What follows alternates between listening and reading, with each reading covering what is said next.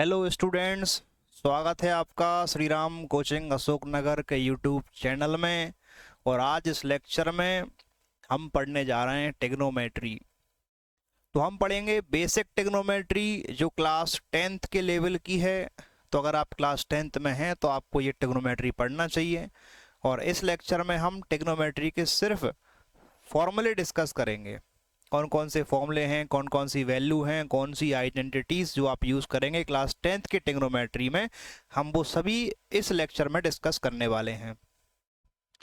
और अगर class 11th 12th के स्टूडेंट्स हैं तो उन्हें भी ये टेग्नोमेट्री देखना चाहिए, क्योंकि जब आपको बेसिक टेग्नोमेट्री समझ में आएगी तभी आप एडवांस टेग्नोमेट्री समझ पाएंगे। तो इसके बाद हम एक और लेक्चर लेकर आएंगे जिसमें एडवांस टेग्नोमेट्री के फॉर्मूले डिस्कस करेंगे हम। तो वो थोड़ा बड़ा लेक्चर होगा और हो सकता है एक बार में कंप्लीट ना हो पाए, तो हम उसको कुछ पार्ट में कंप्लीट करेंगे, क्योंकि एडवांस टेक्नोमेट्री काफ़ी लेंथी है। तो उसमें रेडियन मेजर, डिग्री मेजर वगैरह डिस्कस करना होता है। और इसके अलावा टेक्नोमेट्री के कई सारे वहाँ पर फॉर्मूले रहते हैं, तो उसको छोटे छोटे पार्ट्स में हम पढ़ाएंगे एडवांस टेक्नोमेट्री को। लेकिन बेसिक टेक्नोमेट्री को एक ही लेक्चर में कंप्लीट करेंगे। तो हम यहाँ पर देखेंगे आज इसके सारे फॉर्मूले। चलिए ठीक है, तैयार हैं आप? तो देखें, हम स्टार्ट करते हैं पहला लेक्चर, बेसिक टिग्नोमेट्री या trigonometry of class 10th। Okay, तो यहाँ पर सबसे पहले हम समझ लेते हैं टिग्नोमेट्री होता क्या है।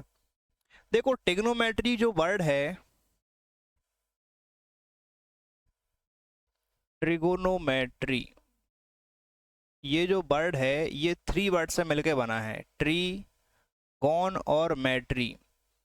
तो ये ट्री जो है इसका मतलब होता है 3, और ये जो गॉन मतलब होता है साइड, और ये जो मैट्री वर्ड है वो मैट्रॉन से लिया गया है, इसका मतलब होता है मेजरमेंट। क्या मतलब होता है इसका? मेजरमेंट। तो देखा जाए तो 3 साइड्स का मेजरमेंट करना, या किसी ट्रायंगल के अंदर जो आप मेजरमेंट करते हैं उसको बोलते हैं टिग्नोमेट्री। 3 साइड्स का, 3 एंगल्स का हम मेजरमेंट करेंगे, ये टिग्नोमेट्री के अंदर आता है। अब इस टिग्नोमेट्री में सबसे पहले हमें समझना है टिग्नोमेट्रिक रेशियोज क्या होते हैं। क्या समझना है? Trigonometric ratios. चलिए ठीक है, टिग्नोमेट्रिक रेशियो समझते हैं। टिग्नोमेट्रिक रेशियोज में समझने से पहले हम एक राइट ट्रायंगल बनाते हैं, क्योंकि राइट ट्रायंगल की साइडों के जो आप रेशियो निकालते हैं किसी एक्यूट एंगल के रेस्पेक्ट में, उन रेशियो को बोला जाता है टिग्नोमेट्रिक रेशियो। बात समझ में नहीं आई? चलो बना के देखते हैं अपन। तो हम यहाँ पर एक राइट ट्रायंगल ड्रॉ करते हैं। चलो इस तरफ बनाते हैं राइट ट्रायंगल।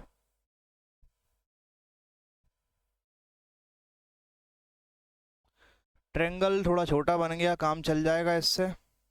चलो थोड़ा बड़ा बनाने की कोशिश करते हैं इस बार।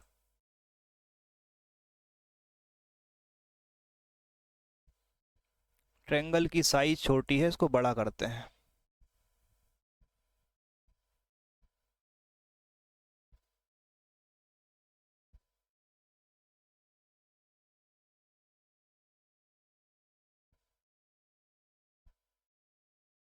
चलिए अब ठीक है।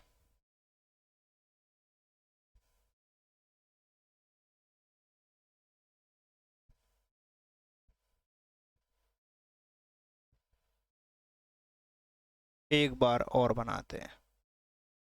चलिए ये साइज परफेक्ट है। तो हमें यहाँ पर एक ट्रायंगल बनाना था। ये राइट ट्रायंगल है, इसमें ये जो एंगल है वो 90 डिग्री का है। हम इस ट्रायंगल को कुछ नाम दे देते हैं, जैसे मान लो ट्रायंगल ए बी एंड सी। तो ए बी सी हमारे पास कोई एक ट्रायंगल है। हमें इस ट्रायंगल में साइडों का रेशियो फाइंड करना है। लेकिन साइडों का रेशियो अगर फाइंड करेंगे आप तो किसी एक्यूट एंगल के रेस्पेक्ट में आपको निकालना है। अब जब इस ट्रायंगल में ये एंगल 90 डिग्री है तो ये और सी, ए और सी दो एंगल एक्यूट एंगल हैं। अब या तो आप एक्यूट एंगल ए के रेस्पेक्ट में देख लो साइडों का रेशियो, या फिर सी के रेस्पेक्ट में देख लो। उससे क्या फर्क पड़ेगा भाई? उससे फर्क पड़ेगा कि कौन सा एंगल आप एक्यूट एंगल ले रहे हैं, जिसके रेस्पेक्ट में आप साइडों का रेशियो निकाल रहे हैं, उससे आप ये डिसाइड करेंगे परपेंडिकुलर क्या लेना है, बेस क्या लेना है। देखो मैं समझाता हूँ कि मान लो आप एंगल ए के रेस्पेक्ट में निकालना चाह रहे हैं, तो इस एंगल ए को हम अभी मान लेते हैं थीटा। आप एंगल ए भी लिख सकते हैं, मैंने इसको थीटा मान लिया। इससे ये होगा कि 90 डिग्री के अपोजिट में जो साइड होती है, सामने जो साइड होती है वो फिक्स है, वो होता है हाइपोटेन्यूज। क्या होता है? हाइपोटेन्यूज। लेकिन अगर आप एक्यूट एंगल ए मानोगे तो इस एक्यूट एंगल ए के अपोजिट में जो साइड होगी, इस साइड को बोलते हैं परपेंडिकुलर। क्या बोलते हैं? परपेंडिकुलर। और इस एक्यूट एंगल के पास वाली साइड को बोलते हैं बेस। इसे हम बेस बोलते हैं। चलो इतनी बात समझ में आई। ये फर्क पड़ता है, अगर आप ए के रेस्पेक्ट में निकालोगे तो ये जो ए बी है वो बेस होगा और बी सी इसमें परपेंडिकुलर होगा। लेकिन अगर आप सी के रेस्पेक्ट में निकाल रहे होते तो बी सी हो जाता बेस और ए बी बन जाता परपेंडिकुलर। और 90 के सामने वाला ए सी तो होता ही है हाइपोटेनियस, तो कोई समस्या नहीं है। मतलब बेस और परपेंडिकुलर इंटरचेंज हो जाते हैं। फिलहाल तो हम ये मान लो कि हम एक एंगल ए के रेस्पेक्ट में निकाल रहे हैं, तो ए के पास वाले को बेस मानेंगे, ए के सामने वाले को परपेंडिकुलर मानेंगे और 90 के सामने वाले को हाइपोटेनियस मानेंगे। चलो तो ये तो कंफर्म कर लोगे कौन परपेंडिकुलर, कौन बेस, कौन हाइपोटेनियस। चलिए अगर आप ऐसा कर पा रहे हैं तो फिर हम रेशो निकाल सकते हैं। कैसे? रेशो निकालने के 6 तरीके होते हैं हमारे पास। कौन कौन से तरीके होते हैं? देखो, जैसे आप परपेंडिकुलर को डिवाइड कर सकते हैं किससे? हाइपोटेनियस से। एक ये तरीका है आपका। दूसरा तरीका ये है कि आप बेस को डिवाइड कर दो हाइपोटेनियस से, तो आपको रेशो मिल जाएगा। या फिर आप परपेंडिकुलर को डिवाइड कर दें बेस से, इससे भी निकाल सकते हैं। कोई और तरीका है? बिल्कुल है। आप इनके उल्टे भी कर सकते हैं। जैसे आपने P अपॉन बी किया तो आप इसका उल्टा कर सकते हैं B अपॉन पी। जैसे B अपॉन एच किया था तो आप H अपॉन बी कर सकते हो। या फिर आपने जो P अपॉन एच किया है उसकी जगह H अपॉन पी कर सकते हैं। तो ये 6 टाइप से आप निकाल सकते हैं, लेकिन इनका अलग अलग नाम दिया गया है। अगर आप P अपॉन एच करते हैं तो आप इसको साइन थीटा लिख सकते हैं। मैं अभी शॉर्ट फॉर्म बता रहा हूँ, इनका फुल फॉर्म भी बताऊंगा और उसको याद रखने की ट्रिक भी बताऊंगा। लेकिन अभी आप ये समझ लो कि ट्रायंगल में साइडों का रेशो आप 6 तरीके से निकाल सकते हैं। लेकिन अगर आप, सबसे पहला काम होता है परपेंडिकुलर, बेस और हाइपोटेनियस को पहचानना कि कौन परपेंडिकुलर है, कौन बेस है, कौन हाइपोटेनियस है। और ये काम कैसे होगा? एक्यूट एंगल को देख के करना पड़ेगा। तो P अपॉन एच इसको बोलते हैं साइन। क्यों बोलते हैं, कैसे बोलते हैं, बात करेंगे अपन। B अपॉन एच जो होता है वो कॉस होता है, कॉस थीटा। ये होता है P upon B tan theta. B upon P होता है cot theta. H upon V होता है सेक थीटा और H अपॉन पी होता है कॉसेक थीटा। अब मैं आपको बताता हूँ करो याद कैसे रखना है। याद कैसे रखना है, चलिए ठीक है। याद रखने के लिए हम एक काम करते हैं, यहाँ पे एक ट्रिक यूज करते हैं। पंडित बद्री प्रसाद हर हर भोले, इससे आपको याद हो जाएगा। देखो एक ये फॉर्मूला बन के सामने आ गया P अपॉन एच, दूसरा फॉर्मूला आपके सामने आ गया B अपॉन एच और तीसरा हो गया P upon B. Pandit Badri Prasad हर हर भोले याद कर लो और लाइन से याद रख दो इसको में, कि आपको लाइन से याद होना चाहिए sine cos tan cot sec and cosec. Line से याद कर सकते हैं क्या? Sine cos tan cot sec cosec, तो बस फॉर्मूले याद हो गए। साइन क्या है देखो P अपॉन एच, कॉस क्या है B अपॉन एच, टेन क्या है P अपॉन बी। अच्छा कॉट इसका उल्टा B अपॉन पी, तो टेन था अपना P अपॉन बी और कॉट क्या हो गया उसका उल्टा, मतलब B अपॉन पी। अच्छा कॉस क्या होता है? B अपॉन एच होता है, लेकिन सेक उसका उल्टा होता है H अपॉन बी और कॉसेक होता है आपका H अपॉन पी, जबकि साइन होता है P अपॉन एच। तो कौन किसका रेसिप्रोकल, इसको देख के समझ लो। यहाँ पे देख के समझ में आ रहा है कि ये जो साइन थीटा है वो किसका रेसिप्रोकल है, बोलो कॉसेक का। तो साइन थीटा को लिख सकते हैं 1 कॉसेक थीटा। तो ये एक दूसरे के रेसिप्रोकल्स होते हैं। अच्छा, कॉस किसका रेसिप्रोकल है, cos theta equal to 1 sec theta. तो कॉस और सेक एक दूसरे के रेसिप्रोकल हैं। या तो कॉस थीटा को 1 सेक थीटा लिख सकते हैं या सेक थीटा को 1 कॉस थीटा लिख सकते हैं। और इसमें देखो एक टेन और कॉट भी रेसिप्रोकल्स होते हैं। तो टेन थीटा होता है 1 cot theta, sorry 1 cot theta. ये आपको याद रखना है। तो यहां से आपको फॉर्मूले याद हो गए कि sine cos tan cot sec cosec, line से याद कर लो। साइन होता है आपका P/H, कॉसेक होता है H/P। तो साइन और कॉसेक एक दूसरे के रेसिप्रोकल। कॉस होता है V/H, सेक होता है H/B, तो ये भी रेसिप्रोकल हुए। टेन होता है P/B, जबकि कॉट होता है B/P। तो P/B V/P एक दूसरे के रेसिप्रोकल हैं, तो टेन और कॉट एक दूसरे के रेसिप्रोकल्स होते हैं। अब मैं इनको फुल फॉर्म में लिख देता हूं। देखो, अब इन सभी को हम क्या लिखते हैं, फुल फॉर्म में लिख देते हैं।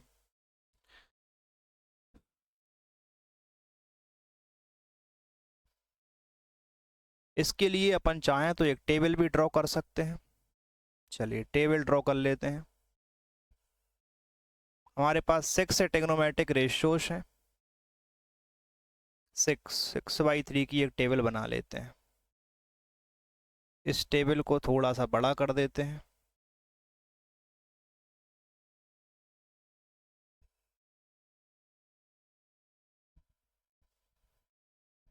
चलिए, थोड़ा समय लग रहा है, देखें आप टेबल में ड्रॉ करेंगे तो आपको अच्छा लगेगा इसको। ये पूरी वैल्यूज को हम इसमें रख देंगे। चलिए, इसमें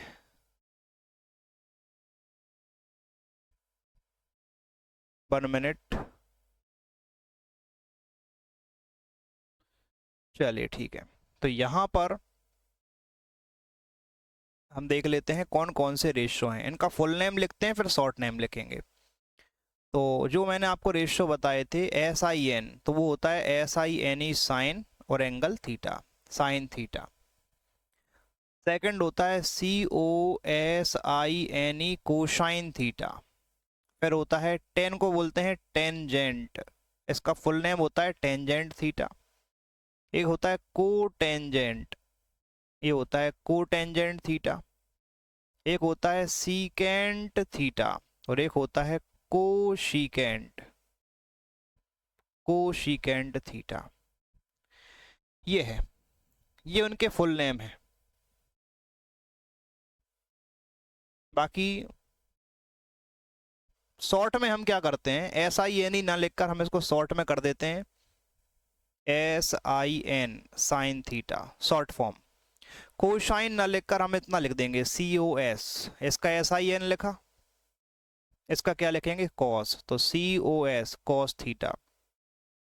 इसका टेंजेंट ना लिखकर हम शॉर्ट में TAN कर देंगे, तो ये हो जाएगा बालक टेन थीटा। को टेंजेंट ना लिखकर शॉर्ट में कॉट लिख दिया इसको, तो ये हो गया कॉट थीटा। सीकेंट का SEC कर देंगे सेक थीटा, सेक थीटा। और कोशिकेंट को COSEC कर देंगे कॉसेक, कॉसेक थीटा। तो ये देखिए, ये होते हैं हमारे पास ट्रिग्नोमेट्रिक रेशियोज। इनके फॉर्मूले आपको याद करवा दिए मैंने। अब जैसा कि आपको बताया, साइन का फॉर्मूला आपको याद हो गया होगा P/H, कॉस का फॉर्मूला याद हो गया B/H। अच्छा, टेन का हो गया P/B। कॉट इसका उल्टा होगा, किसका, टेन का। तो टेन होता है P/B, तो कॉट होगा B/P। सेक किसका उल्टा है, कॉस का, तो कॉस होता है B/H, तो ये होगा H/B। और कॉसेक किसका उल्टा है, साइन का, तो साइन होता है P/H, तो ये होगा H/P। तो इस तरीके से हमें ट्रिग्नोमेट्रिक रेशियोज मिल जाते हैं। चलिए, इसमें कोई समस्या है? तो ये देख लें आप, इस तरीके से आपको मिलेंगे ट्रिग्नोमेट्रिक रेशियोज। तो ये sign, cos, tan, cot, sec, cosec क्या होता है, एब्रीविएशन होता है, शॉर्ट फॉर्म होती है, बाकी फुल नेम आपके सामने है। तो समझ में आया ट्रिग्नोमेट्रिक रेशियो क्या है। राइट ट्रायंगल में साइडों के रेशियो होते हैं किसी एक्यूट एंगल के रेस्पेक्ट में। चलिए ठीक है, इतना बताने के बाद हम थोड़ा और आगे बढ़ते हैं। अब हम कुछ और फॉर्मूले डिस्कस करते हैं, जैसे कि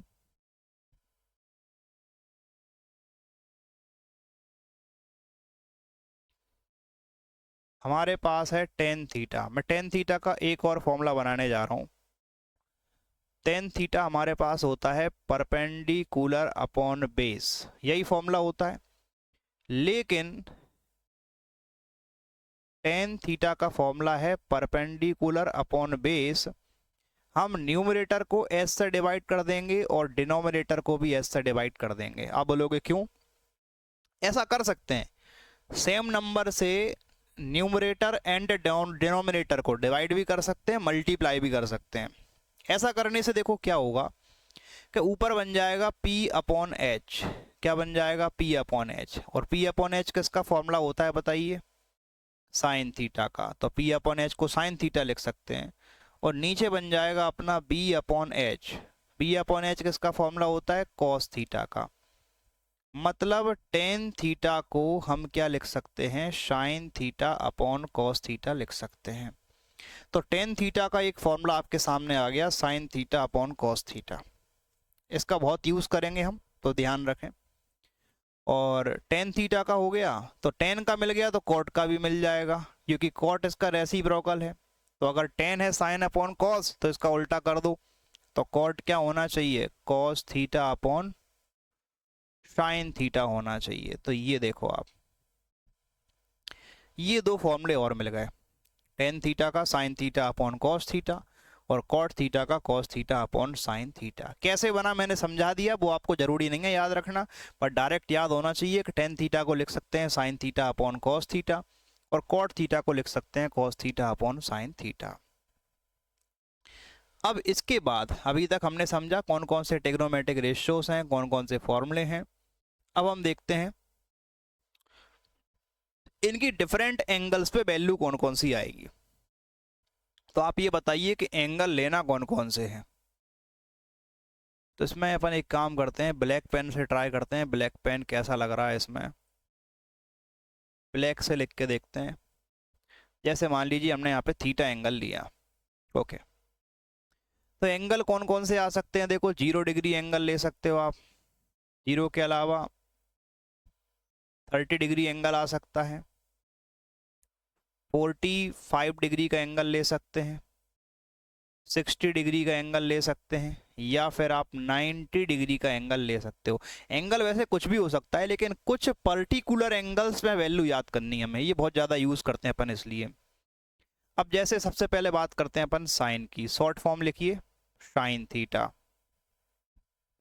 cos theta, tan theta, cot theta, sec theta and cosec theta. तो इन सभी की वैल्यू हमें याद रखनी है। अब जैसे देखें,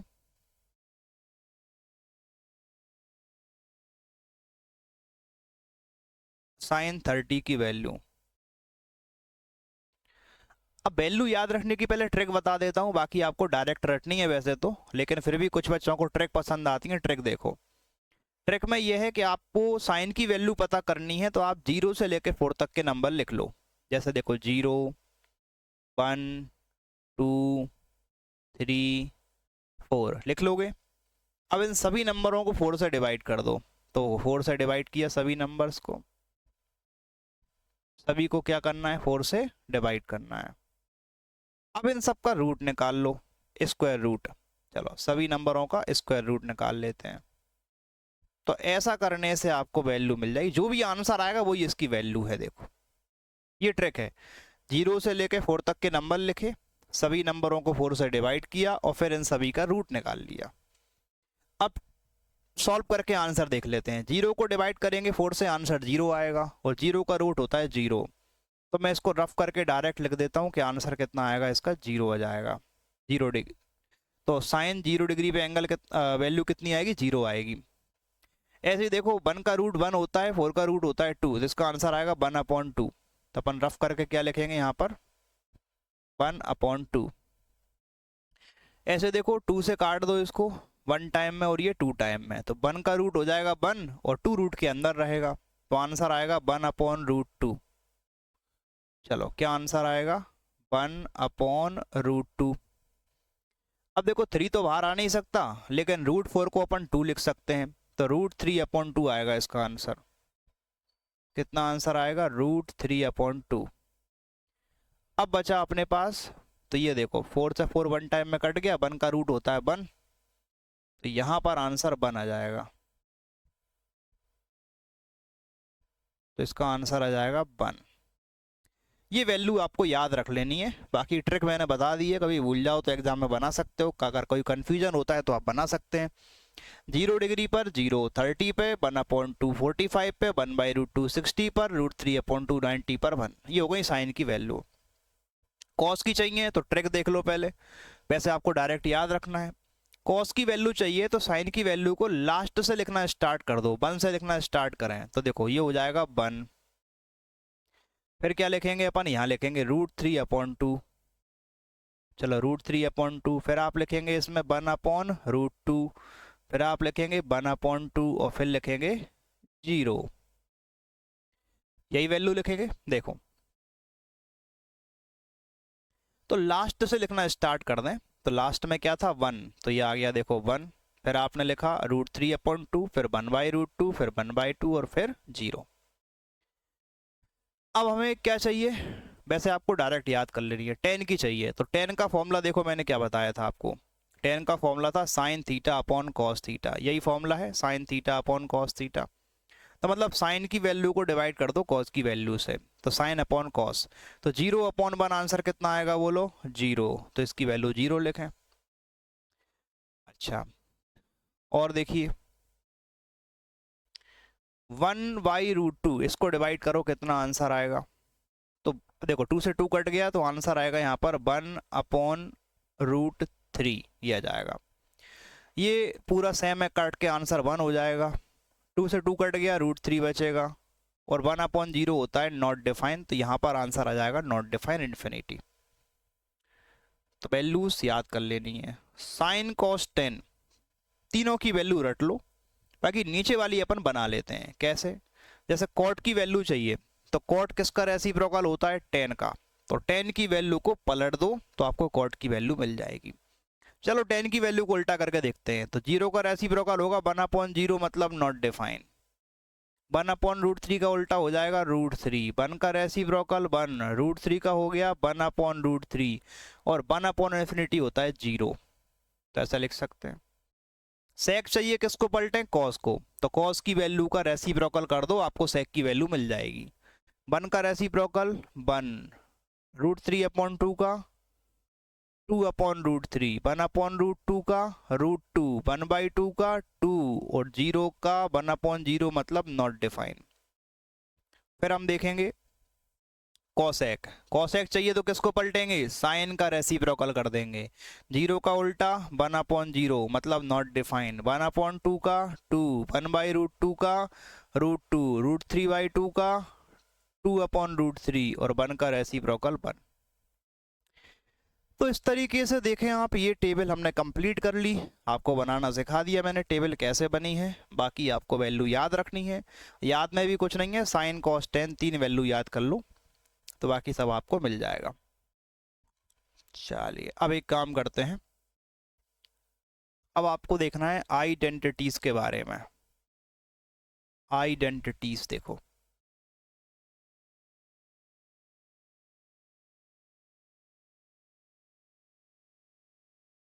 चलिए अब देखते हैं आइडेंटिटीज। हमारे पास होती हैं 3 आइडेंटिटीज। चलो 3 कौन कौन सी हैं, तो first one sine square theta plus cos square theta equal to 1, ये होती है पहली आइडेंटिटी। सेकंड होता है 1 plus tan square theta equal to sec square theta. And third identity है 1 plus cot square theta equal to cosec square theta. तो ये हमारे पास है 3 आइडेंटिटीज। इसको भी अपन वाइट कलर से लिख देते हैं, रेड अच्छा नहीं लग रहा। आइडेंटिटीज,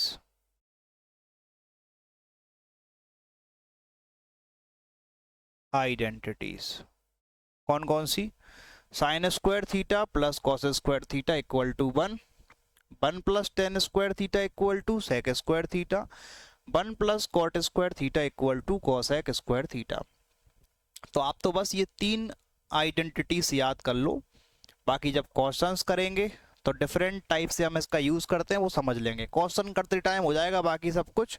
अभी तो आपको बस ये 3 फॉर्मूले याद करने हैं। Sine square theta plus cos square theta 1 के इक्वल होता है, 1 plus tan square theta sec square theta के बराबर होता है, और 1 प्लस कॉट स्क्वायर थीटा हमारा कॉसेक स्क्वायर थीटा के बराबर होता है। चलिए यहाँ तक समझ पाए क्या? तो देखिए हमने अभी इस लेक्चर में क्या पढ़ लिया है। देखो, स्टार्ट किया हमने यहाँ से, टेग्नोमेट्री का मतलब समझाया, टेग्नोमेट्रिक रेशियो बताया कि राइट ट्रायंगल में जो साइडों के रेशियो निकालते हैं उसको बोलते हैं अपन टेग्नोमेट्रिक रेशियो। टेग्नोमेट्रिक रेशियोज में याद रखने की ट्रिक पंडित बद्री प्रसाद हरर बोले, उससे आप याद रख सकते हैं। कौन किसका रेसिप्रोकल होता है वो आपको समझाया मैंने कि साइन कोसेक का रेसिप्रोकल है, कोसेक साइन का रेसिप्रोकल है। ऐसे ही कॉस एंड सेक रेसिप्रोकल्स होते हैं, टेन एंड कॉट एक दूसरे के रेसिप्रोकल्स हैं। ये फॉर्मूले हमने लिखे।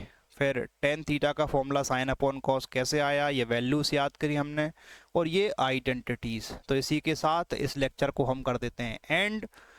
अगले लेक्चर में हम बात करेंगे कुछ एडवांस टेग्नोमेट्री की, कुछ अच्छे फॉर्मूले जो आपके क्लास 11th एंड 12th में काम आएंगे।